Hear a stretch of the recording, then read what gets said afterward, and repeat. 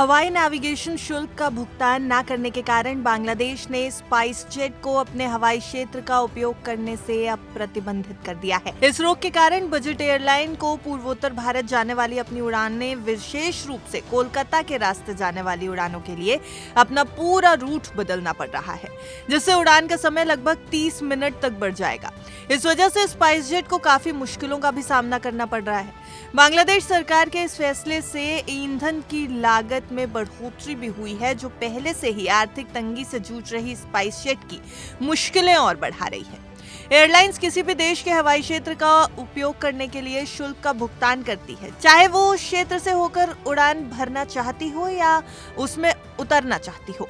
ये शुल्क विमान के वजन या उड़ान के ड्यूरेशन के आधार पर अलग अलग होता है और स्पाइसजेट द्वारा मुख्य रूप से इस्तेमाल किए जाने वाले बोइंग 737 विमान के लिए ये शुल्क लगभग $300 है। अब इस पूरी घटना के बारे में बात करते हुए जिन लोगों को जानकारी थी, उन्होंने ये बताया कि एयरलाइन ने 6 महीने से ज्यादा समय से शुल्क का भुगतान नहीं किया है, जिसके चलते बांग्लादेशी अधिकारियों ने स्पाइसजेट के हवाई क्षेत्र से उड़ान करने की अनुमति को निलंबित कर दिया है।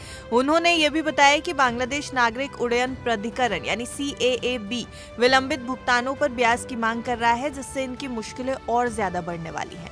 इस पर स्पाइसजेट के प्रवक्ता का कहना है कि एयरलाइन आरोपों के संबंध में बांग्लादेशी अधिकारियों के साथ बातचीत कर रही है। स्पोक्सपर्सन ने बताया कि ये बिजनेस से जुड़े नॉर्मल मामले हैं और हम इनका जल्द समाधान निकालने के लिए पॉजिटिव प्रयास कर रहे हैं। हमारी उड़ानें अप्रभावित है, यानी इनके ऊपर कोई भी असर नहीं है और हम लगातार जरूरत के मुताबिक अपनी निर्धारित सर्विसेज जारी रखे हुए हैं। स्पाइसजेट 2024 में 3,000 करोड़ रुपए जुटाने के बावजूद फाइनेंशियल क्राइसिस से जूझ रही है। एयरलाइंस ने इस अमाउंट का इस्तेमाल अपने निष्क्रिय विमानों को परिचालन में लाने के इरादे से किया था, लेकिन उसके आधे से ज्यादा विमान अभी भी निष्क्रिय हैं, यानी इस्तेमाल में नहीं आ रहे, जो उनके लिए मुसीबत की वजह बना हुआ है। दिसंबर के आखिर तक एयरलाइन करीब 33 विमान उड़ा रही थी। इसमें से 16 विमान उसने कुछ समय के लिए किराए यानी कि लीज पर लिए थे।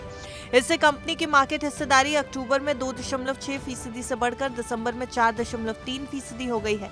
कंपनी को नया कैपेक्स भी मिला है, नई पूंजी भी मिली है। उसका बड़ा हिस्सा पुराने सरकारी बकाया जैसे कि GST और TDS चुकाने में लगाया गया।